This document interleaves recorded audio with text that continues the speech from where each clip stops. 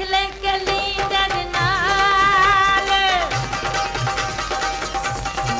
ओ मैनू रख ले कैलेंडर नाल फजी करदा चला मैं तेरे नाल लम्मिया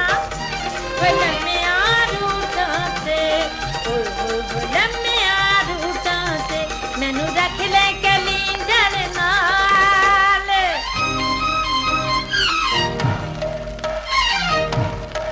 हम बस के पास हैं जो कि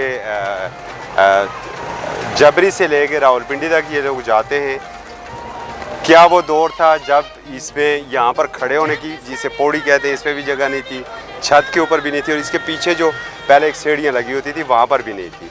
तो हम चलते हैं अंदर और पूछते हैं, इस बस के ड्राइवर बड़े दिलचस्प आदमी हैं और बड़ा अच्छा, स्कूल में भी इनका बड़ा रोल था। इनसे आज पूछते हैं 40 साल सफ़र किस तरह गुजरा। आइए आप हमारे साथ।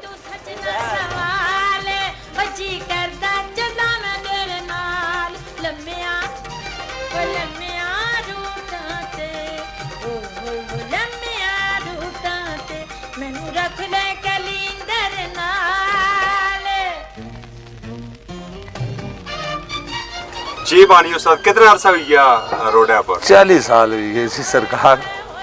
40 साल इस तरह गुजरी गई, इस तरह गुजरी इस रोड पर, इस रोड है। अच्छा, केड़े रोड पर ज्यादा जड़ाया? जबरी तो रावलपिंडी। अच्छा, और एबटाबाद वाला बारस्ता कोड़ा गली। तंग कुथा होने या तंग होने या जी, बस उठी ने मोड़ा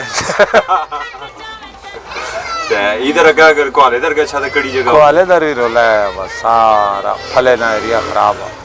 नहीं हला हुन काम ठीक है या पहलू ठीक से? जरा सवारी पौड़ी लगी होनी सी, छत लगी होनी, सवारी थे ही नहीं, बिल्कुल काम ने वजह गई इसने तब्दीली आई नहीं तो पानी उस्ताद अपना स्कूल भी याद रखना सा।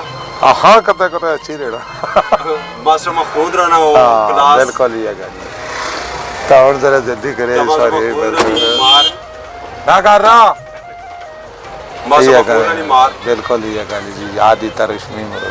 नहीं तो अलग क्या अक्सर तब्दीली सरकारी के रोडा ना क्या करे? रोडा ना कोई हाल कट होना जी, सवारियां भी तंग होनिया बहुत जी मरने रची की सवारी।